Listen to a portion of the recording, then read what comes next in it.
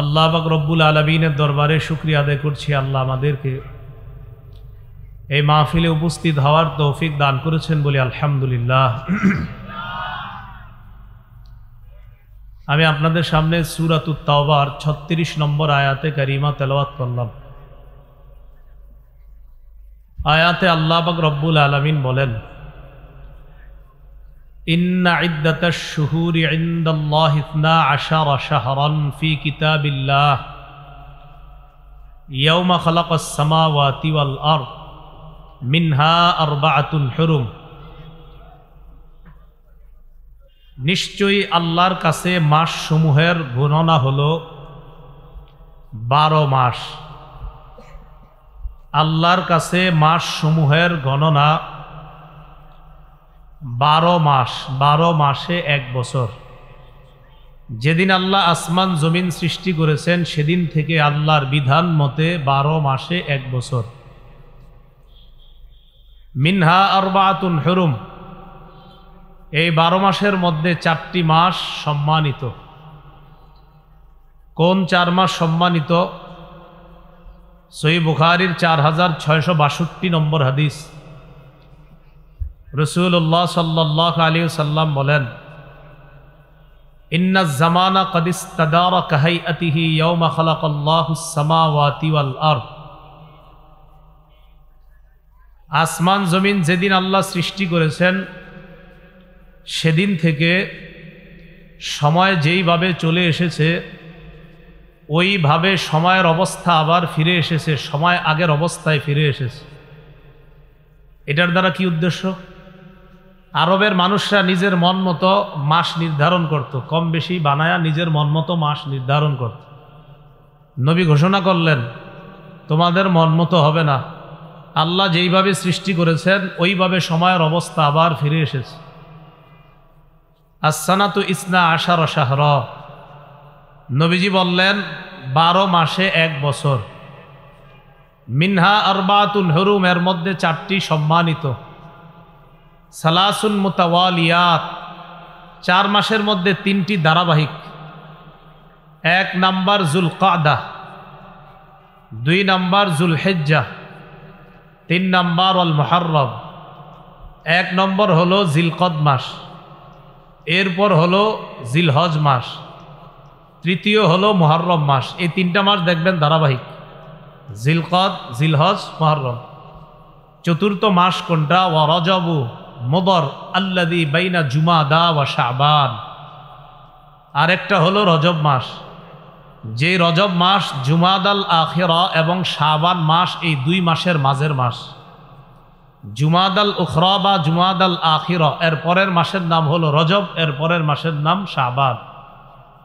তাহলে জুমাদাল আখিরা বা জুমাদাল উখরা আর শাবান, এই 2 মাসের মাঝের মাস হলো রজব মাস। আগের 3টা আর রজব মোট হইল কয়টা? 4টা। জিলকদ, জিলহজ, মুহররম, রজব, এই 4 মাস সম্মানিত। তাহলে কোরআনে বলছে আল্লাহ 4 মাস সম্মানিত। হাদিস থেকে জানলাম কোন 4 মাস সম্মানিত। এই 4 মাসের মধ্যে আবার কোন মাসটা বেশি সম্মানিত? এই 4 মাস তো জানলাম, জিলকদ, জিলহজ, মুহররম, রজব। এই 4 মাসের মধ্যে আবার বেশি সম্মানিত কোনটা? এটা আরেক হাদিস থেকে জানি, চলেন। ইবনে মাজাহ 3931 নম্বর হাদিস। রাসূলুল্লাহ সাল্লাল্লাহু আলাইহি সাল্লাম বিদায় হজের ভাষণের মধ্যে বললেন, আলা ওয়া ইন্না আহরামাশ শুহুরি শাহরুকুম হাযা। জেনে রাখো তোমাদের মাসসমূহের মধ্যে এই মাসটা সবচেয়ে সম্মানিত তথা জিলহজ মাস। আল্লাহ বলছে 4 মাস সম্মানিত। বুখারীর বর্ণনায় নবী বলে দিলেন কোন 4 মাস। ইবনে মাজার বর্ণনায় বলে দিলেন এই 4 মাসের মধ্যে আবার জিলহজ মাস। জিলহজ মাসের মধ্যে আবার কোন দিনগুলা বেশি সম্মানিত? সূরা ফজরের 1-2 নম্বর আয়াতে আল্লাহ বলেন, ওয়াল ফাজরি ওয়ালায়ালিন আশ, ভোরবেলার শপথ এবং 10 রাতের শপথ। আব্দুল্লাহ ইবনে আব্বাস রাদিয়াল্লাহু তাআলা আনহুমা বলেন, এই 10 রাত দ্বারা উদ্দেশ্য জিলহজের প্রথম দশক। তাহলে জিলহজ মাসের মধ্যে আবার প্রথম দশক বেশি মর্যাদাপূর্ণ। সহিহ বুখারীর 969 নম্বর হাদিস। 969 কেমনে হয় বলেন তো? 969 969 কত হয়? 969 969 969 নম্বর হাদিস। এই হাদিসের মধ্যে আসছে রাসূলুল্লাহ সাল্লাল্লাহু আলাইহি সাল্লাম বলেন, মা মিন আইয়ামিন আল আমালুস সালিহু ফিহা আহাব্বু ইলাল্লাহ মিন হাযিহিল আইয়াম ইয়ানি আল আশার। রাসূলুল্লাহ সাল্লাল্লাহু আলাইহি সাল্লাম বলেন, যেই দিনগুলোতে মানুষ ইবাদত করে, নেক আমল করে, নেক আমল যেই দিনগুলোতে মানুষ করে, জিলহজ মাসের প্রথম দশকের নেক আমলের মতো এত দামি নেক আমল আল্লাহর কাছে অধিক প্রিয় আর কোনো নেক আমল নাই। এই 10 দিনের নেক আমল আল্লাহর কাছে এত দামি। বলেন তো আল্লাহ বলছে কয় মাস সম্মানিত? নবী বলে দিয়েছে কোন 4 মাস। বলেন তো যেই 4 মাস সম্মানিত, ওই 4 মাসের মাঝে আবার বেশি সম্মানিত কোন মাস? জিলহজের মধ্যে আবার কোন 10 দিন বেশি সম্মানিত? প্রথম 10 দিন। এই 10 দিনের মধ্যে আবার কোন দিনটা বেশি সম্মানিত? এই 10 দিনের মধ্যে। এটা আবার হাদিস থেকে জানি চলেন। ইবনে মাজার 3931 নম্বর হাদিসে আছে, রাসূলুল্লাহ সাল্লাল্লাহু আলাইহি সাল্লাম বলেন, আলা ওয়া ইন্না আহরামাল আইয়াম ইয়াউমুকুম হাদা। শোনো, দিনের মধ্যে সবচাইতে সম্মানিত দিন, দিনসমূহের মধ্যে সর্বোত্তম দিন হলো এই দিনটা, তথা জিলহজ মাসের 10 তারিখ। জিলহজ মাসের 10 তারিখ। মুসনাদে বাজ্জার হাদিসের একটা কিতাব আছে। এই কিতাবের 1128 নম্বর হাদিসের বর্ণনা, রাসূলুল্লাহ সাল্লাল্লাহু আলাইহি সাল্লাম বলেন, আফজলুল আইয়াম আইয়ামুল আশর আশরি জিলহিজ্জাহ। রাসূলুল্লাহ সাল্লাল্লাহু আলাইহি সাল্লাম বলেন, সর্বোত্তম দিন হলো জিলহজ মাসের প্রথম 10 দিন। আর ইবনে মাজার বর্ণনায় নবী বলেন, এই 10 দিনের মধ্যে আবার শ্রেষ্ঠ দিন হলো জিলহজের 10 তারিখ। এবার ঠান্ডা মাথায় একটু শুনেন, সূরা তাওবার 36 নম্বর আয়াতে আল্লাহ বলেন 4টি মাস সম্মানিত। সহিহ বুখারীর 4662 নম্বর হাদিসে রাসূল বলেন, জিলকদ, জিলহজ, মুহররম আর রজব, এই 4 মাস সবচেয়ে সম্মানিত। ইবনে মাজার 3931 নম্বর হাদিসে বলেন, এই 4 মাসের মধ্যে আবার জিলহজ মাস সবচেয়ে বেশি সম্মানিত। সূরা ফজরের 2 নম্বর আয়াতের ব্যাখ্যা আব্দুল্লাহ ইবনে আব্বাস বলেন, জিলহজ মাসের মধ্যে প্রথম দশকটা আল্লাহর কাছে বেশি দামি। সহিহ বুখারীর 969 নম্বর হাদিসে আল্লাহ রাসূল বলেন, জিলহজ মাসের প্রথম দশকটা আল্লাহর কাছে বেশি দামি। মুসনাদে বাজ্জারের 1128 নম্বর হাদিসে আল্লাহ রাসূল বলেন, জিলহজ মাসের প্রথম দশক আল্লাহর কাছে বেশি দামি। ইবনে মাজার 3931 নম্বর হাদিসে আল্লাহ রাসূল বলেন, জিলহজ মাসের 10 দিনের মধ্যে সবচাইতে জিলহজের 10 তারিখটা অনেক বেশি ফজিলতপূর্ণ। এই হলো জিলহজ মাসের ফজিলত। জিলহজ মাস শুরু হয়ে গেছে গত রাত থেকে। ইন্না লিল্লাহি ওয়া ইন্না ইলাইহি রাজিউন। আচ্ছা, আলহামদুলিল্লাহ।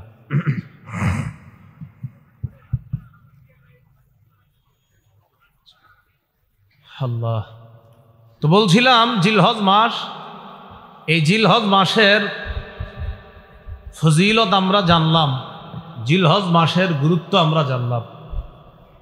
এবার আমরা জানবো জিলহজ মাসের করণীয়। গত রাত থেকে জিলহজ মাস শুরু হয়ে গিয়েছে। যারা কোরবানি করব এবং কোরবানি করব না, গত রাত থেকে তাদের জন্য প্রথম করণীয় ছিল চুল নখ না কাটা। এটা যারা কোরবানি করব এবং করব না সবার জন্যই।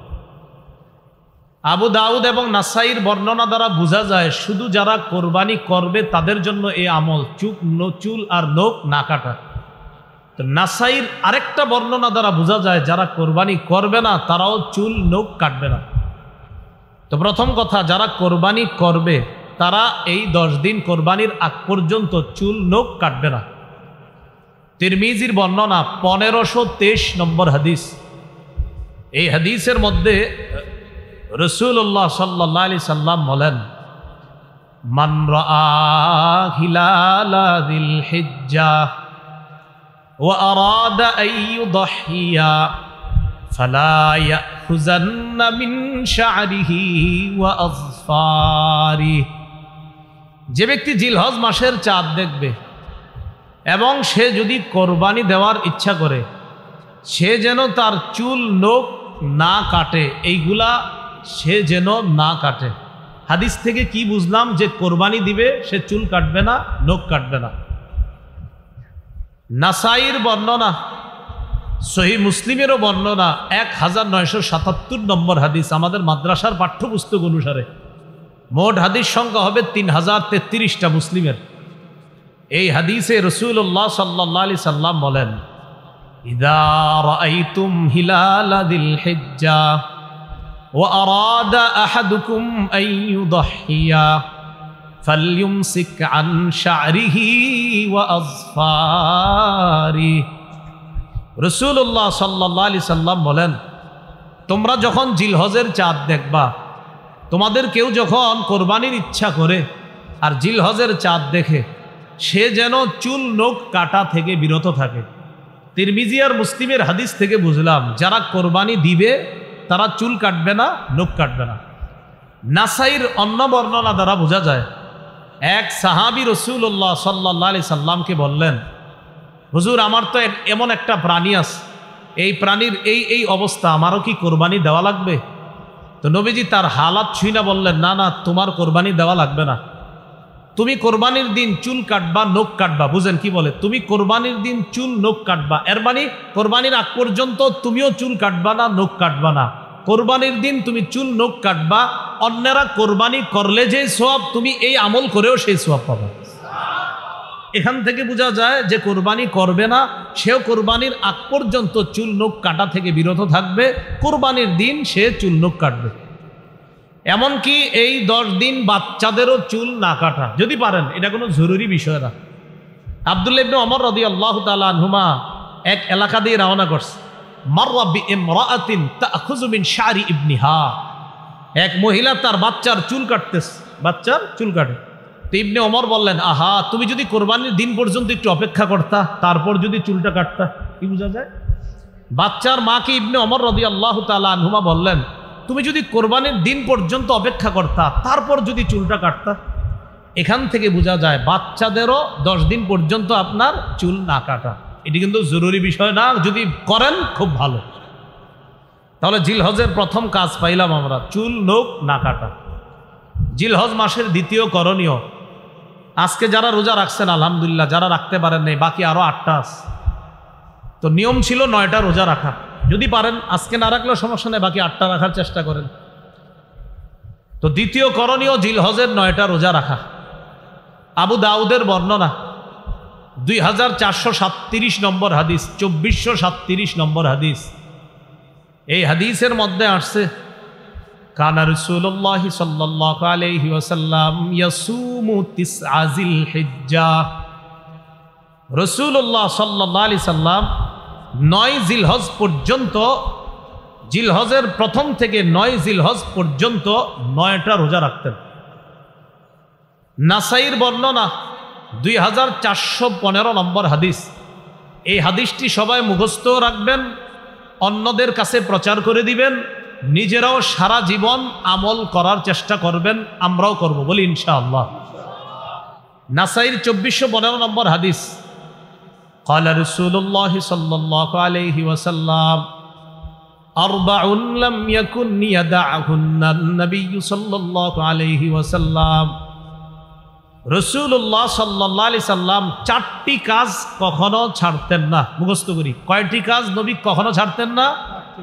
আমরাও ইনশাআল্লাহ চেষ্টা করব এই 4 কাজ ভবিষ্যতে ছাড়ব না ইনশাআল্লাহ। নবী কয়টি কাজ ছাড়তেন না? 4টি। 1 নম্বর, সিয়ামা আশুরা। মুহররমের 10 তারিখের রোজা রাসূলুল্লাহ সাল্লাল্লাহু আলাইহি সাল্লাম কখনো ছাড়তেন না। 2 নম্বর, ওয়াল আশার। জিলহজের প্রথম দশকের রোজা রাসূলুল্লাহ সাল্লাল্লাহু আলাইহি সাল্লাম ছাড়তেন না। 3, ওয়া সালাসাতা আইয়ামিন মিন কুল্লি শাহ। প্রত্যেক মাসের 3টা রোজা 13, 14, 15 আরবি মাসের এই 3 রোজা রসুল ছাড়তেন না। 4 নাম্বার ওয়া রাকাআতাইনি ক্বাবলাল গাদাত, ফজরের নামাজের আগের 2 রাকাত সুন্নত রসুল সাল্লাল্লাহু আলাইহি সাল্লাম কখনো ছাড়তেন না। এবার আমরা সবাই একটু চর্চা করি, বলেন তো কয় আমল নবীজি কখনো ছাড়তেন না? সাহস করে বলে ফেলেন তো। 1 নাম্বার, মাশাআল্লাহ, 1 নাম্বার মুহররমের 10 তারিখের রোজা, 2 নাম্বার জিলহজের প্রথম দশকের রোজা, 3 নাম্বার মাসে 3টা রোজা, 4 নাম্বার ফজরের আগের 2 রাকাত সুন্নত। আচ্ছা আমরা একটু বললে মনে থাকবে। বলেন 1 নম্বর মুহররমের 10 তারিখের রোজা, 2 জিলহজের প্রথম দশকের রোজা, 3 প্রত্যেক আরবি মাসের 3টি রোজা, 4 ফজরের আগের 2 রাকাত সুন্নত। এই 4টা আমল রাসূল সাল্লাল্লাহু আলাইহি সাল্লাম কখনো ছাড়তেন না। যাই হোক, জিলহজ মাসের দ্বিতীয় আমল পাইলাম 9টি রোজা রাখা।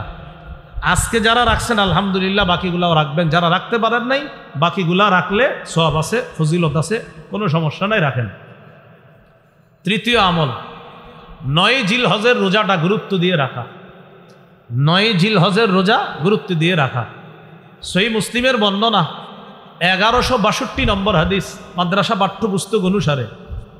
ক্বালা রাসূলুল্লাহ সাল্লাল্লাহু আলাইহি ওয়াসাল্লাম সিয়ামু ইয়াউমি আরাফাতা আহতাসিবু আলাল্লাহ আইয়ুকাফিরাস সানাতাল্লাতী ক্বাবলা ওয়াল্লাতী বা'দা। রাসূলুল্লাহ সাল্লাল্লাহু আলাইহি সাল্লাম বলেন, কেউ যদি আরাফার দিনের রোজা রাখে, তথা 9 জিলহজের রোজা। আরাফার দিনের রোজা এটা একটা পারিভাষিক নাম, মনে রাখবেন। আরাফার দিনের রোজা এটা একটা পরিভাষা, উদ্দেশ্য 9 জিলহজের রোজা। 9 জিলহজের রোজা যদি কেউ রাখে, রাসূলুল্লাহ সাল্লাল্লাহু আলাইহি সাল্লাম বলেন, আমি আশাবাদী তার আগের 1 বছর এবং পরের 1 বছর, মোট 2 বছরের গুনাহ মাফ। এই হলো জিলহজের তৃতীয় আমল। তাহলে তৃতীয় আমলটা করার সুযোগ কি শেষ না এখনো আছে? জিলহজের চতুর্থ আমল, জিলহজ মাসে বেশি বেশি তাসবিহ পড়া, জিকির করা। মুসনাদে আহমদের বর্ণনা, ক্বালা রাসূলুল্লাহ সাল্লাল্লাহু আলাইহি ওয়াসাল্লাম আকসিরু ফীহিন্না মিনাত তাকবীর ওয়াত তাহমীদি ওয়াত তাহলিল।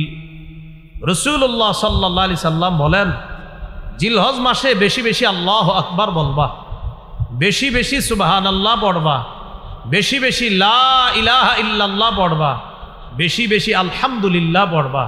উদ্দেশ্য হলো জিলহজ মাসে বেশি বেশি জিকির করা। জিকির করার জন্য অজুও করার প্রয়োজন নাই। চলতেছেন, ফিরতেছেন, দাঁড়িয়ে বসে শুয়ে জিকির করতে পারবেন। সূরা আলী ইমরানের 191 নম্বর আয়াতে আল্লাহ বলেন, জ্ঞানী হলো তারা আল্লাযীনা ইয়াযকুরুনাল্লাহা কিয়ামা ওয়া কুউদান ওয়া আলা জুনুবিহিম। আল্লাহ বলেন, জ্ঞানী তারা যারা দাঁড়িয়ে আল্লাহকে স্মরণ করে, আল্লাহর জিকির করে, ওয়া কুউদা যারা বসে আল্লাহকে স্মরণ করে, ওয়া আলা জুনুবিহিম যারা শুয়ে শুয়ে আল্লাহকে স্মরণ করে, জিকির করে। তাহলে জিলহজ মাস ছাড়াও জিকির করব, বাকি জিলহজ মাসে খুব বেশি পরিমাণে জিকির করার চেষ্টা করব। আল্লাহ তৌফিক দান করেন। জিলহজ মাসের 5 নম্বর আমল, 9 জিলহজ ফজর নামাজ থেকে নিয়ে 13ই জিলহজ আসর পর্যন্ত মোট 23 ওয়াক্ত নামাজের পরে পড়ি একবার মহব্বতে আল্লাহু আকবার, আল্লাহু আকবার, লা ইলাহা ইল্লাল্লাহু ওয়াল্লাহু আকবার।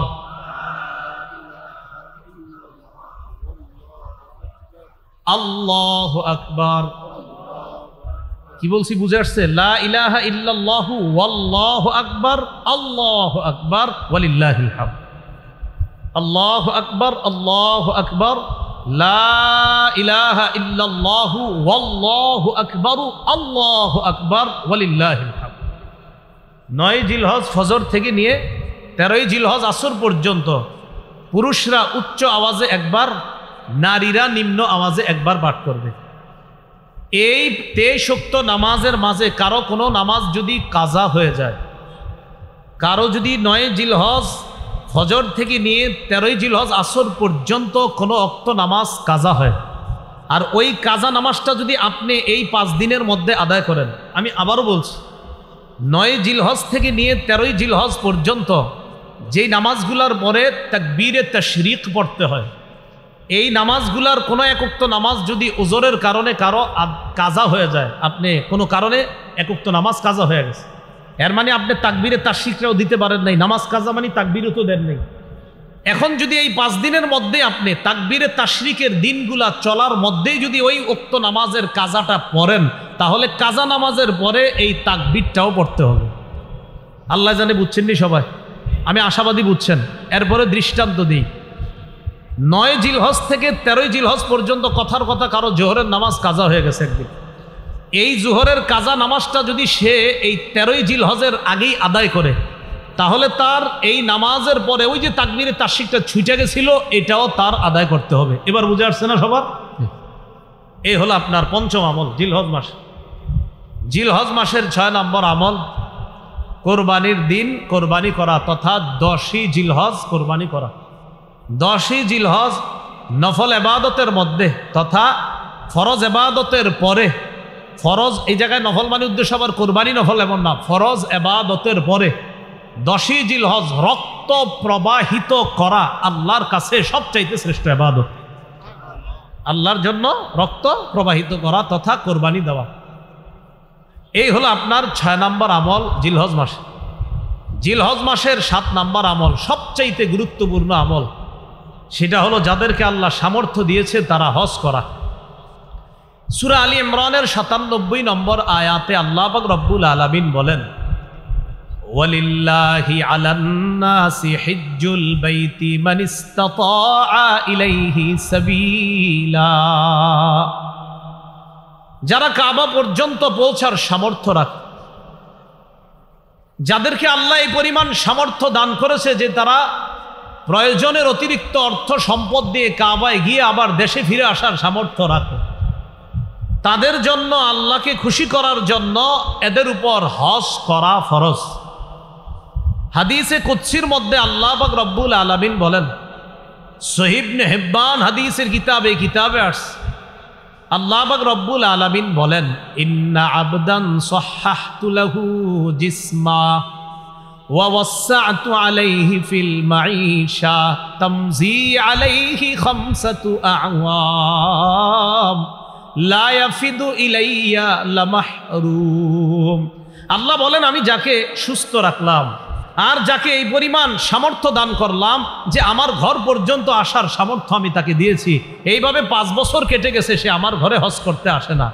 কোনো বান্দার শরীর সুস্থ রাখলাম, তাকে আমি এই পরিমাণ সামর্থ্য দিছি যে সে হজ করতে পারত, 5 বছর হয়ে গেছে সে হজ করে না। আল্লাহ বলেন লামাহরুম, সে হতবাগা, সে কপাল পোড়া, সে বঞ্চিত। হজ ফরজ হয়েছে, আসে না, কয় বছর হয়ে গেছে? 5 বছর। যাবো যায় না, 5 বছর হয়েছে। আল্লাহ কয় তাকে সামর্থ্য দিলাম, আমি তাকে সামর্থ্য দান করলাম। আল্লাহ তাআলা বলছেন আমি তাকে সামর্থ্য দিলাম, সুস্থ রাখলাম, এরপরে আমার কাছে আসে না 5 বছর, সে বঞ্চিত, সে হতবাগা, সে কপাল পোড়া। যাদেরকে হজের সামর্থ্য আল্লাহ দিয়েছেন তারা যেন অতি দ্রুত হজ সম্পাদন করতে পারে, আল্লাহ তৌফিক দান করেন। সহিহ মুসলিমের বর্ণনা 1337 নম্বর হাদিস, 1337 মাদ্রাসা পাঠ্যপুস্তক অনুসারে রাসূলুল্লাহ সাল্লাল্লাহু আলাইহি সাল্লাম বলেন, قد فرض عليكم الحاج وفي رواية إن الله كتب عليكم الحاج فحجوا। রাসূলুল্লাহ সাল্লাল্লাহু আলাইহি সাল্লাম বলেন, তোমাদের উপর হজ ফরজ করা হয়েছে। অন্য বর্ণনায় নবী বলেন, আল্লাহ তোমাদের উপর হজ ফরজ করেছেন, ফাহুজ্জু, তোমরা হজ করো। ফাকালা রাজুলুন আকুল্লা আমিন ইয়া রাসূলুল্লাহ। এক ব্যক্তি রাসূলুল্লাহ সাল্লাল্লাহু আলাইহি সাল্লামের কাছে জানতে চাইলেন, হে আল্লাহর হাবিব, হজ কি প্রতি বছর ফরজ? ফাসাকাতা, রাসূলুল্লাহ সাল্লাল্লাহু আলাইহি সাল্লাম চুপ রইলেন। নবী বললেন, তোমাদের উপর হজ ফরজ করা হয়েছে যাদের সামর্থ্য আছে, অতএব তোমরা হজ করো। একজন প্রশ্ন করলেন, হুজুর হজ কি প্রতি বছর ফরজ? নবীজি চুপ রইলেন। হাত্তা ক্বালাহা সালাসা, এই প্রশ্নটা তিনি 3 বার করলেন। এরপর নবী বললেন, লাউ কুলতু নাআম লাওয়াজাবাত ওয়ালামাস্তাতাতুম, আমি যদি তোমার প্রশ্নের জবাবে বলতাম হ্যাঁ, তুমি যে আমারে 3 বার প্রশ্ন করলা প্রতি বছর হজ ফরজ কিনা, আমি যদি বলে ফেলতাম হ্যাঁ, তাহলে প্রতি বছর সামর্থ্যবানদের জন্য হজ ফরজ হয়ে যেত, আর এটা তোমরা করতে পারতা না। কেন তোমরা আমাকে এত প্রশ্ন করো? যারুনি মা তারাকতুকুম, আমি যতটুকু বলি এতটুকু মেনে নাও, তোমরা বেশি প্রশ্ন করবা না।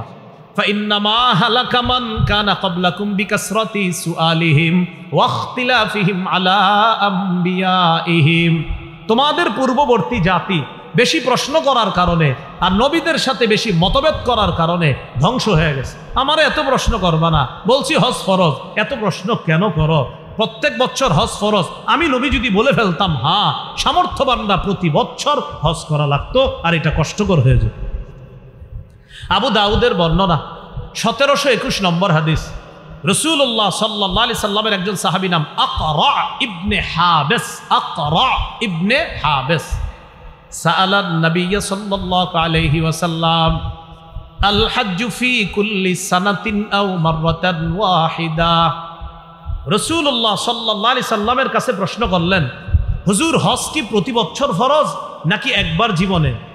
নবীজি সাল্লাল্লাহু আলাইহি সাল্লাম জবাব দিলেন, বাল মাররাতান ওয়াহিদা, না, সামর্থ্যবানদের জন্য জীবনে একবার হজ ফরজ, প্রতি বছর না, বরং জীবনে কয়বার হজ ফরজ?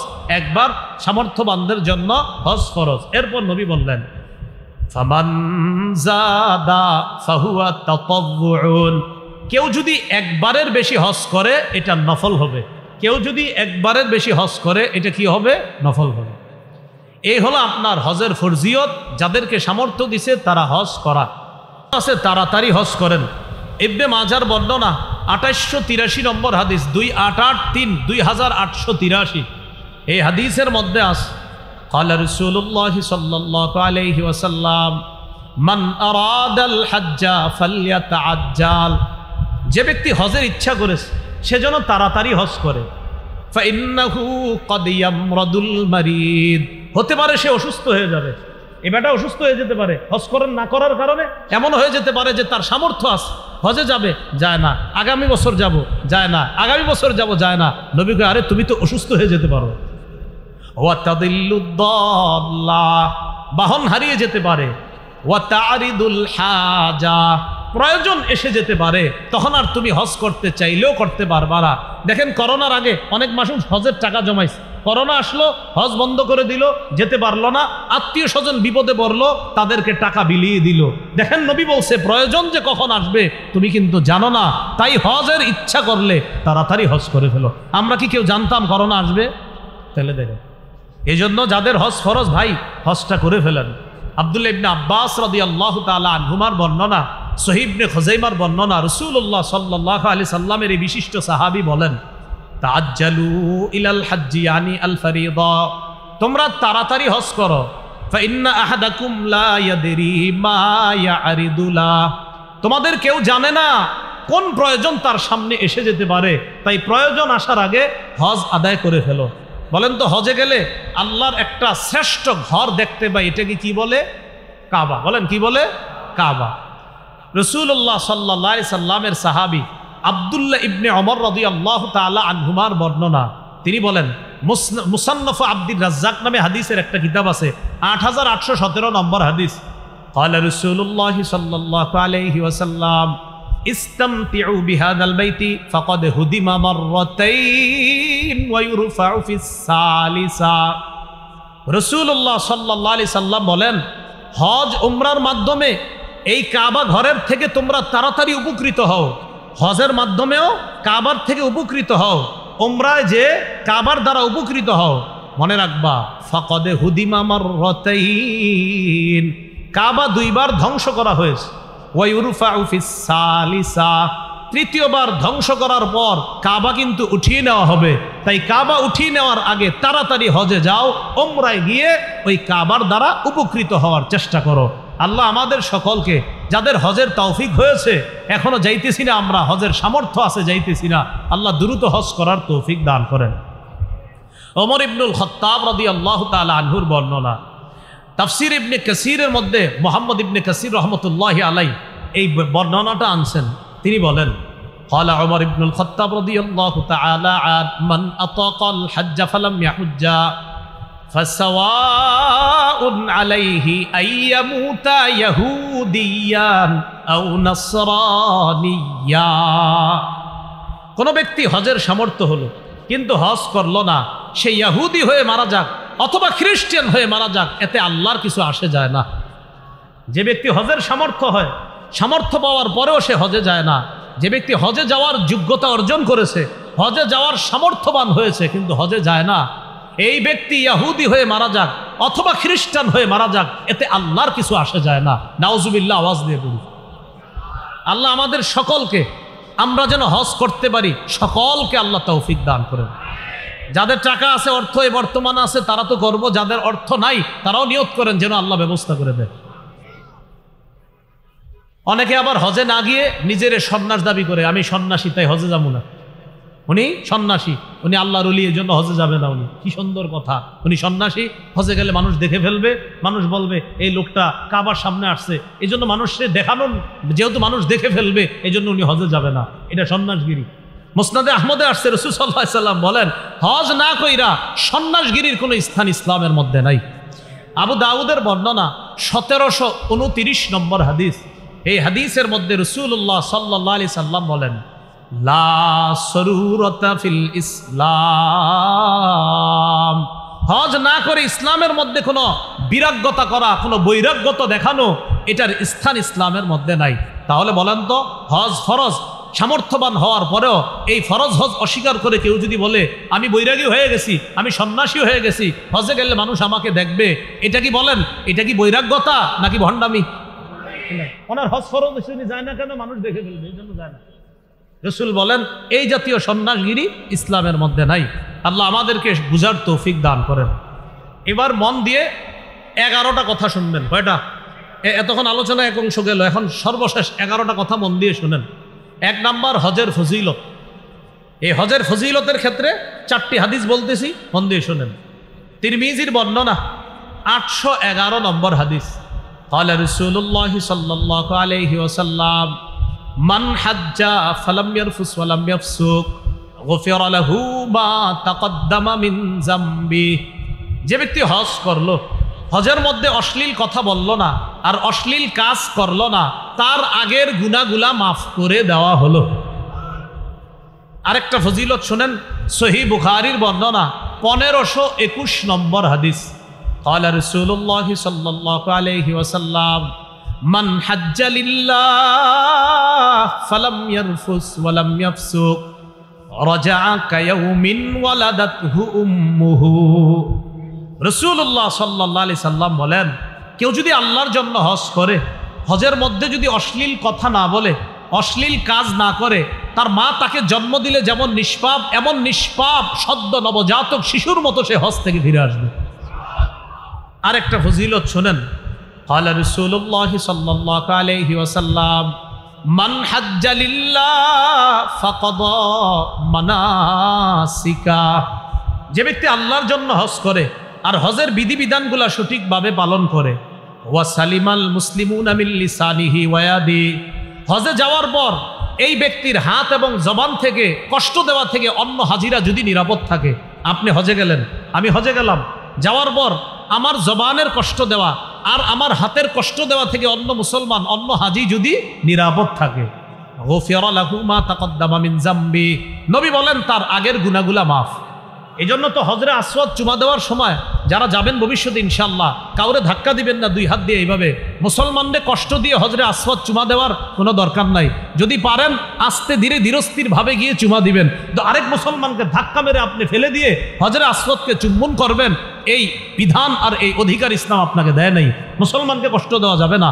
হ্যাঁ, আপনি আস্তে ধীরে গিয়ে হজরে আসওয়াদকে চুমা দেন, অথবা আপনি চান্স খুঁজতে থাকেন, কয়েকবার চক্কর দিতে থাকেন। কারণ আপনি তওয়াফ করলেই দেখবেন প্রথমে দূরে আছেন, দ্বিতীয় তওয়াফে দেখবেন আরেকটু কাছে আসতে পারবেন, এরকম তওয়াফে বারবার যাইতে যাইতে দেখবেন কাছাকাছি হয়ে যাবেন, ইনশাল্লাহ সুযোগ পেয়ে যাবেন।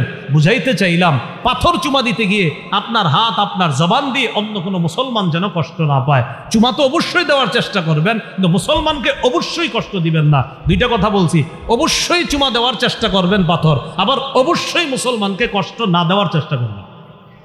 কথা বুঝে আসেনি? এটাও করা যাবে না, আবার এটা করতে হবে। পাথরেও চুমা দিব ইনশাল্লাহ, আবার মুসলমানকে কষ্ট দেওয়া যাবে না। এইগুলো আপনার হজের আরেকটা ফজিলত বলি। মুসলিম শরীফের বর্ণনা 121 নম্বর হাদিস, একদম শুরু দিকে আছে। নবীর সাহাবী আমর ইবনুল আস রাদিয়াল্লাহু তাআলা মারা যাবে অবস্থা, মনটা খারাপ, মুমূর্ষ অবস্থায় সাহাবীরা তার পাশে। তখন তাকে সান্ত্বনা দিয়ে সাহাবায়ে কেরাম বললেন, আমা আলিমতা ইয়া আমরু আন্নাল ইসলামা ইয়াহদিমু মা কানা ক্বাবলা। আমর, এত চিন্তা করো কেন? তুমি কি জানো না ইসলাম তার আগের গুনাহগুলা ধুয়ে মুছে মিটিয়ে দেয়, ধ্বংস করে দেয়। আরে তুমি তো মুসলমান হয়েছো, তুমি তো ইসলাম গ্রহণ করেছো, এর মানে ইসলাম গ্রহণ করাটাই তোমার আগের গুনাহ মাফের জন্য যথেষ্ট হয়ে গেছে। আমা আলিমতা আন্নাল ইসলামা ইয়াহদিমু মা কানা ক্বাবলা ওয়া আন্নাল হিজরাতা তাহদিমু মা কানা ক্বাবলাহা। হিজরত করলে হিজরত আগের গুনাহগুলা ধ্বংস করে দেয়, ধুয়ে মুছে সাফ করে দেয়। ওয়া আন্নাল হাজ্জা ইয়াহদিমু মা কানা ক্বাবলা। হজ করলে হজ তার আগের গুনাহগুলা ধ্বংস করে দেয়, ধুয়ে মুছে সাফ করে দেয়। কয়টা কথা জানি বলবো? 11টা। 11টার মধ্যে এই প্রথম কথা গেল হজের ফজিলত। এবার দ্বিতীয় কথা, হজ্জে মাবরুরের ফজিলত। এতক্ষণ বলছি হজের ফজিলত, এখন জানবো হজ্জে মাবরুরের ফজিলত। আল্লাহর কাছে সবাই দোয়া করবেন, আত্মীয় স্বজন যারা হজে গেছে, আল্লাহ আমার ওই আত্মীয়কে আপনি হজ্জে মাবরুর নসিব করবেন, এই দোয়া করবেন। হজ্জে মাবরুরের ফজিলত শোনেন, সহিহ বুখারী 1773 নম্বর হাদিস। ক্বালা রাসূলুল্লাহ সাল্লাল্লাহু আলাইহি ওয়াসাল্লাম, আল উমরাতু ইলাল উমরা কাফফারাতুল লিমা বাইনাহুমা। এক উমরা আর আরেক উমরা, দুই উমরার মাঝে যেই গুনাহগুলা হয়, পরবর্তী উমরা আগের গুনার জন্য কাফফারা হয়ে যায়। ওয়াল হজ্জুল মাবরুর লাইসা লাহু জাযাউন ইল্লাল জান্নাহ। নবীজি বলেন, হজ্জে মাবরুরের প্রতিদান একমাত্র আল্লাহর জান্নাত। হজ্জে মাবরুরের প্রতিদান আল্লাহর জান্নাত। আরেকটা ফজিলত শুনেন হজ্জে মাবরুরের, তিরমিজির বর্ণনা 810 নম্বর হাদিস। ক্বালা রাসূলুল্লাহ সাল্লাল্লাহু আলাইহি ওয়াসাল্লাম, তাবিউ বাইনাল হজ্জি ওয়াল উমরা ফাইন্নাহুমা ইয়ানফিয়ানিল ফাকরা ওয়াজ যুনুবা কামা ইয়ানফিল কিরু খাবাসাল হাদিদ ওয়াদ যাহাবি ওয়াল ফিদ্দা।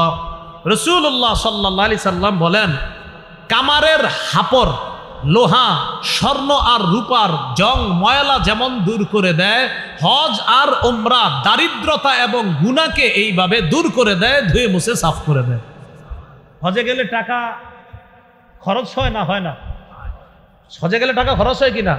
নবীজি বলেন, টাকা দেখতেছো খরচ হয়, তোমার দারিদ্রতা দূর হয়। সুবহান। আরে ভাই, টাকা গেলে কি টাকা কমলো না বাড়লো? বলেন কমলো। টাকা গেলে কি কমলো না? আমার যে এই যে 7 লাখ টাকা হজে যাবে, এটা কি বাড়লো না কমলো? নবীজি কয়, তোমার দারিদ্রতা দূর হইছে। হজ করলে দারিদ্রতা দূর হবে, গুনাহ দূর হবে।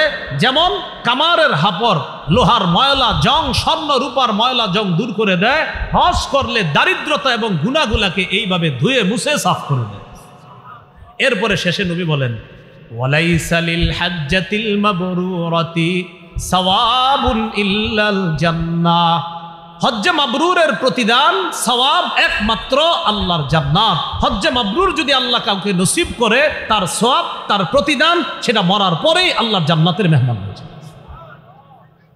হজ্জে মাবরুর কি জিনিস? সাহাবীরা প্রশ্ন করছে, ওয়া মা বিররুহু ইয়া রাসূলুল্লাহ। হুজুর, হজের মধ্যে মাবরুর জিনিসটা কি? বীর জিনিসটা কি? সদাচার কি?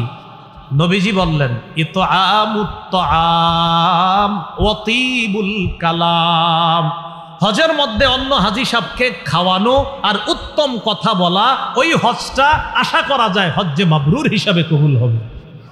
হজে গিয়ে হাজি সাহেবরে খাওয়াবেন আর সুন্দর কথা বলবেন, তো আশা করা যায় এই হজ হজ্জে মাবরুর হিসাবে আল্লাহ কবুল করবেন। এই গেল 2 নম্বর কথা। 3 নম্বর কথা, হজ্জে মাবরুর হলো সবচাইতে শ্রেষ্ঠ আমল। হজ্জে মাবরুর সবচাইতে শ্রেষ্ঠ আমল। সহিহ বুখারীর বর্ণনা 26 নম্বর হাদিস, সুইলা রাসূলুল্লাহ সাল্লাল্লাহু আলাইহি ওয়াসাল্লাম আইয়ুল আমালি আফজালু ইয়া রাসূলুল্লাহ। রাসূলুল্লাহ সাল্লাল্লাহু আলাইহি সাল্লামকে প্রশ্ন করা হলো কোন আমল সবচাইতে শ্রেষ্ঠ? নবীজি বললেন ঈমানুন বিল্লাহি ওয়া রাসূলিহি, আল্লাহর প্রতি ঈমান আনা, রাসূলের প্রতি ঈমান আনা সবচাইতে শ্রেষ্ঠ আমল। কিলা সুম্মা মাজা, এরপর কোনটা? নবীজি বললেন আল জিহাদু ফি সাবিলিল্লাহ, এরপর শ্রেষ্ঠ আমল হলো আল্লাহর রাস্তায় জিহাদ করা। কিলা সুম্মা মাজা, এরপর শ্রেষ্ঠ আমল কোনটা? নবীজি বললেন হাজ্জুন মাবরুর, হজ্জে মাবরুর যদি আল্লাহ কাউকে নসিব করে এটা হলো এরপর সবচাইতে শ্রেষ্ঠ আমল, সবচাইতে শ্রেষ্ঠ ইবাদত। তাহলে হজ্জে মাবরুর এটা একটা শ্রেষ্ঠ ইবাদত। অন্য হাদিসের মধ্যে আসছে নবীজি বলেন হাজ্জাতুন বাররাতুন তাফজুলু সাইরাল আমাল কামা বাইনা মাতলিইশ শামসি ইলা মাগরিবিহা, সূর্যের উদয়স্থল অস্তস্থল তথা পূর্ব পশ্চিমের দূরত্ব যতটা, হজ্জে মাবরুরের ফজিলত অন্য আমলের তুলনায় আল্লাহর কাছে এই পরিমাণ দূরত্ব। হজ্জে মাবরুর, আল্লাহ আমাদের সকলকে হজ্জে মাবরুর যেন করতে পারি তৌফিক দান করেন।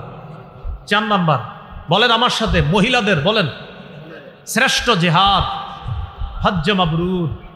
আবার মহিলাদের শ্রেষ্ঠ জিহাদ হজ্জে মাবরুর। সহিহ বুখারীর বর্ণনা 1520 নম্বর হাদিস, আম্মাজান আয়েশা সিদ্দিকা রাদিয়াল্লাহু তাআলা আনহা রাসূলুল্লাহ সাল্লাল্লাহু আলাইহি সাল্লামকে জিজ্ঞাসা করলেন নারাল জিহাদা আফজালাল আমাল আফালা নুজাহিদু ইয়া রাসূলুল্লাহ। হুজুর, আমরা তো জিহাদকে শ্রেষ্ঠ ইবাদত মনে করি, আমরা কি জিহাদ করব না? রাসূলুল্লাহ সাল্লাল্লাহু আলাইহি সাল্লাম বললেন লা, না তোমরা জিহাদ করবা না। নবীজি বললেন তোমরা জিহাদ করবা না, নারীরা জিহাদ করবা না। ওয়ালাকিন্না আফজালাল জিহাদ আল হাজ্জু ওয়াল উমরা, তোমরা নারীরা যারা, তোমাদের শ্রেষ্ঠ জিহাদ হলো হজ করা, উমরা করা। হজ্জুন মাবরুর, হজ্জে মাবরুর যদি তোমাদের নারীদেরকে আল্লাহ নসিব করে, এই হজ্জে মাবরুর করাটাই তোমাদের জন্য শ্রেষ্ঠ জিহাদ। তাহলে নারীদের জন্য শ্রেষ্ঠ জিহাদ কি করা? হজ্জে মাবরুর। قال رسول الله صلى الله عليه وسلم جهاد الكبير والضعيف والمرأة الحج والعمرة। রাসূলুল্লাহ সাল্লাল্লাহু আলাইহি সাল্লাম বলেন বুড়া মানুষের জিহাদ, দুর্বলের জিহাদ, নারীর জিহাদ হলো হজ করা, উমরা করা। বৃদ্ধ মানুষের জিহাদ হজ করা, উমরা করা। দুর্বলের জিহাদ হজ করা, উমরা করা। ছোট মানুষের আপনার বৃদ্ধের জিহাদ, নারীর জিহাদ হলো হজ করা, উমরা করা। এবার একটা মজার হাদিস বলি আপনাদেরকে। এক ব্যক্তি রাসূলুল্লাহ সাল্লাল্লাহু আলাইহি সাল্লামের কাছে আসার পরে বলে ইন্নী জাবানুন ওয়া ইন্নী দাঈফুন, হুজুর আমি ভীরু, আমি দুর্বল, আমি তো জিহাদ করতে পারি না। হুজুর এমন জিহাদ আসেনি যে জিহাদ, আমি দুর্বল মানুষ কিন্তু আমি তো জিহাদে যাইতে ভয় পাই, আমার আসলেই দুর্বলতা, আমি কি করব হুজুর? নবীজি বললেন তোমার জন্য একটা জিহাদ আছে। সুবহানাল্লাহ। হালুম্মা ইলাল জিহাদিলা শাওকাতা ফি, আসো তুমি এমন জিহাদের দিকে যে জিহাদে কোনো অস্ত্র শস্ত্রের প্রয়োজন হয় না, শত্রুর প্রয়োজন হয় না। এটা হলো আল হাজ্জু, হজ করা। তুমি হজ করলেই জিহাদের সওয়াব পাবে।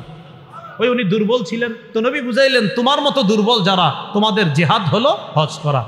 এইগুলো আজকের আমার শেষ দিকের যে 11টা কথা বলবো এর 4 নাম্বার কথা, নারীদের জিহাদ, দুর্বলের জিহাদ এবং বৃদ্ধ মানুষের জিহাদ, হজ করা, উমরা করা। আল্লাহ আমাদের সকলকে কথাগুলা বুঝার তৌফিক দান করেন। যাদের বৃদ্ধ বাবা আছে দেখেন না, যদি শক্তি সামর্থ্য থাকে হজ করাইতে পারেন কিনা, আল্লাহ তৌফিক দান করেন। 5 নাম্বার কথা একটু বলেন আমার সাথে, হাজি সাহেব, উমরা আদায়কারীগণ, তাদের দোয়া আল্লাহ কবুল করেন। ইবনে মাজার বর্ণনা 2892, 2893 এই 2 হাদিসের মধ্যে আছে قال رسول الله صلى الله عليه وسلم الحجاج والعمار وفد الله। আরেক বর্ণনায় আল গাজী ওয়াল হাজ ওয়াল মুতামির ওয়াফদুল্লাহ। আরেক বর্ণনায় ওয়াফদুল্লাহি সালাসা আল গাজী ওয়াল হাজ ওয়াল মুতামির। রাসূলুল্লাহ সাল্লাল্লাহু আলাইহি সাল্লাম বলেন তিন ব্যক্তি আল্লাহর প্রতিনিধি। বলেন কয় ব্যক্তি আল্লাহর প্রতিনিধি? আবার কয় ব্যক্তি আল্লাহর প্রতিনিধি? বলেন, এক মুজাহিদ, দুই হাজি সাহেব, তিন উমরা আদায়কারী। নবীজি বলেন ইনিস্তাগফারুহু গফারা লাহুম, তারা আল্লাহর কাছে ক্ষমা চাইলেই আল্লাহ মাফ করে দেয়। পরের বর্ণনায় নবী বলেন দাআহুম ফাআজাবু, দেখেন কি বলে, আল্লাহ তাদেরকে ডেকেছে, তারা সাড়া দিয়েছে। সাআলুহু ফাআতাহুম, তারা আল্লাহর কাছে চেয়েছে, আল্লাহ তাদেরকে দিয়েছে। এবার দেখেন, আল্লাহ ডেকেছে, তারা গিয়েছে, তারা চেয়েছে, আল্লাহ দিয়েছে। আবার বলি আমি, দাআহুম ফাআজাবুহু সাআলুহু ফাআতাহুম, আল্লাহ হাজী সাহেবদেরকে ডেকেছে, তারা আল্লাহর ডাকে সাড়া দিয়েছে, এবার তারা আল্লাহর কাছে চেয়েছে, আল্লাহ তাদেরকে দিয়েছে। তাহলে আবার সুন্দর মতো বলি, দেখেন, আল্লাহ তাদেরকে ডেকেছে, তারা সাড়া দিয়েছে, এবার তারা ডেকেছে, আল্লাহ সাড়া দিয়েছে। হাজী সাহেব, তো হাজী সাহেব উমরা আদায়কারীগণ আল্লাহর কাছে দোয়া করে, যা বলে তাই দিয়ে দেয়। 6 নাম্বার, হাজী সাহেবরও আল্লাহ মাফ করে দেয়। হাজী সাহেব আমাদের জন্য যদি আল্লাহর কাছে বলে আল্লাহ তাদেরকেও আপনি মাফ করেন, তো আল্লাহ তাদেরকেও মাফ করে দেয়। قال رسول الله صلى الله عليه وسلم يغفر الله للحاج ولمن استغفر له الحاج। রাসূলুল্লাহ সাল্লাল্লাহু আলাইহি সাল্লাম বলেন, আল্লাহ পাক রব্বুল আলামিন হাজী সাহেবকে মাফ করে, হাজী যার জন্য ক্ষমা চায় আল্লাহ তাকেও মাফ করে দেয়। তাহলে আমরা যারা হজে গিয়েছে তাদেরকে ফোন করে এই কথা বলা যে আমার জন্য আপনি আল্লাহর কাছে দোয়া করবেন, কারণ হাজী যার জন্য দোয়া করবে আল্লাহ তাকেও মাফ করে দিবে। এগুলো 6 নম্বর কথা। 7, হজে গেলে কষ্ট হয়, হজে গেলে খরচ হয়। হজে গেলে কষ্ট হয়, হজে গেলে খরচও হয়। আম্মাজান আয়েশা সিদ্দিকা রাদিয়াল্লাহু তাআলা আনহা বর্ণনা, তাকে রাসূলুল্লাহ সাল্লাল্লাহু আলাইহি সাল্লাম বলেন, ইন্না লাকি মিনাল আজরি আলা কদরি নাসাবিকি ওয়া নাফাকাতিক। আয়েশা, হজে আসার পর যেই পরিমাণ কষ্ট আর খরচ হয়, এই কষ্ট আর খরচের প্রতিটা কষ্ট আর খরচের বিনিময় আল্লাহর পক্ষ থেকে তুমি পেয়ে যাইবা। মুসনাদে আহমদের 23,000 হাদিস, হাদিস নাম্বার কত? 23,000, অর্থাৎ 23,000 মানে হাদিস নাম্বারটাই 23,000 নাম্বার হাদিস। এই হাদিসে আসছে রাসূলুল্লাহ সাল্লাল্লাহু আলাইহি সাল্লাম বলেন, আন নাফাকাতু ফিল হজ কান নাফাকাতি ফি সাবিলিল্লাহ, হজের মধ্যে খরচ করা জিহাদের ময়দানে খরচ করার মতো। কেমন? কয় বিসাবি'i মিআতিন, 700 গুণ পর্যন্ত আল্লাহ বাড়ায়া দেয়। কয়শো গুণ পর্যন্ত আল্লাহ বাড়ায়া দেয়? 700 গুণ পর্যন্ত। এই জন্য হজে গিয়ে খরচ করলে এটা লস নাই, লাভ। 8 নাম্বার কথা, হজে যাওয়ার সময় যদি কেউ মারা যায়, কিয়ামত পর্যন্ত তার আমলনামায় হাজী সাহেবের সওয়াব লেখা হবে। قال رسول الله صلى الله عليه وسلم من خرج حاجا فمات كتب له اجر الحاج الى يوم القيامه। যে ব্যক্তি হজের উদ্দেশ্যে বের হয় আর যদি সে মারা যায়, কিয়ামত পর্যন্ত তার আমলনামায় হাজী সাহেবের সওয়াব লিপিবদ্ধ করা হবে। ওয়ামান খারাজা মু'তামিরান ফামাতা কুতিবা লাহু আজরুল মু'তামিরি ইলা ইয়াউমিল কিয়ামা। যে ব্যক্তি উমরার উদ্দেশ্যে বের হয়, সে যদি মারা যায়, কিয়ামত পর্যন্ত তার আমলনামায় উমরা আদায়কারীর সওয়াব তার আমলনামায়ও লিপিবদ্ধ চলতে থাকবে কিয়ামত পর্যন্ত। ওয়ামান খারাজা গাজিয়ান ফামাতা কুতিবা লাহু আজরুল গাজি ইলা ইয়াউমিল কিয়ামা। কেউ যদি জিহাদের উদ্দেশ্যে ঘর থেকে বের হয় আর যদি সে মারা যায়, কিয়ামত পর্যন্ত মুজাহিদের সওয়াব তার আমলনামায় লিপিবদ্ধ চলতে থাকবে। একটা মজার হাদিস আপনাদেরকে শোনাই। রসুলের সব হাদিসই তো মজার। রসুল সাল্লাল্লাহু আলাইহি ওয়াসাল্লামের সব হাদিসই কি মজার। মাঝে মাঝে মজার বলি মানে এটা বেশি মজা। সহিহ বুখারীর 1266, 1267। আরাফার ময়দানে নবীর পাশে এক সাহাবী। কোন জায়গায়? আরাফার ময়দানে। তো ওই জায়গায় এক সাহাবী নবীর পাশে। বাইনামা রাজুলুন ওয়াকিফুন মা রাসূলিল্লাহি সাল্লাল্লাহু আলাইহি ওয়াসাল্লাম বিআরাফা। এক ব্যক্তি আরাফার ময়দানে নবীর পাশে। ইদ ওয়াকাআ আন রাহিলাতি, লোকটা তার বাহন থেকে নিচে পড়ে ফাকসাতহু, ঘাড় মচকে লোকটা মারা গেছে। আমি আবার বলছি, আরাফার ময়দানে নবীর পাশে এক ব্যক্তি তার বাহন থেকে পড়ে গিয়ে ঘাড় মচকে মারা গেছে। মারা যাওয়ার পর এখন কি হবে? গোসল হবে, কাফন হবে। সাহাবায়ে কেরামকে নবী বললেন, ইগসিলুহু বিমাইন ওয়া সিদরিন, তাকে বড়ই পাতা গরম পানিতে বড়ই পাতা গরম করে তাকে গোসল দাও। 1, 2 ওয়াকাফিনুহু বিসাউবাইন, তাকে 2 কাপড় দিয়ে কাফন দাও। পুরুষে কয় কাপড় দিতে হয়? 3টা। তো তাকে কয়টা দিতে বললেন নবী? 2টা। 3 নাম্বার ওয়ালা তুহান্নিতুহু, তাকে সুগন্ধি লাগাইবা না। 4 নাম্বার ওয়ালা তুখাম্মিরু রাসাহু, তার মাথাটা ঢাকবা না। তাহলে 1 নাম্বার গোসল করাও, 2 নাম্বার 2 কাপড়ে কাফন পড়াও, 3 নাম্বার সুগন্ধি লাগাও না, 4 নাম্বার মাথাটা ঢাকবা না। ফাইন্নাহু ইউবাসু ইয়াউমাল কিয়ামাতি মুলাব্বিয়া, কিয়ামতের ময়দানে সে লাব্বাইক আল্লাহুম্মা লাব্বাইক বলতে বলতে কবর থেকে উঠবে। তাহলে হজে গিয়ে মারা গেলে কি লস না লাভ? লাভ। তাহলে বলেন হজে গিয়ে, বলেন হজে গিয়ে বেঁচে গেলে লাভ, মরে গেলেও লাভ। বলেন বেঁচে গেলে নিষ্পাপ শিশু, মরে গেলে কিয়ামত পর্যন্ত সওয়াব, লস নাই, বাঁচলেও লাভ মরলেও লাভ। এ হলো 8 নাম্বার। 9 নাম্বার হজে গিয়ে তালবিয়া পাঠ করা, ওই যে লাব্বাইক আল্লাহুম্মা লাব্বাইক, এটা পাঠ করা। তিরমিজির বর্ণনা 827 নম্বর হাদিস। এই হাদিসের মধ্যে আসছে রাসূলুল্লাহ সাল্লাল্লাহু আলাইহি ওয়াসাল্লাম 827, 828, 829 সবগুলো হাদিসের মধ্যে একই তালবিয়ার বর্ণনা।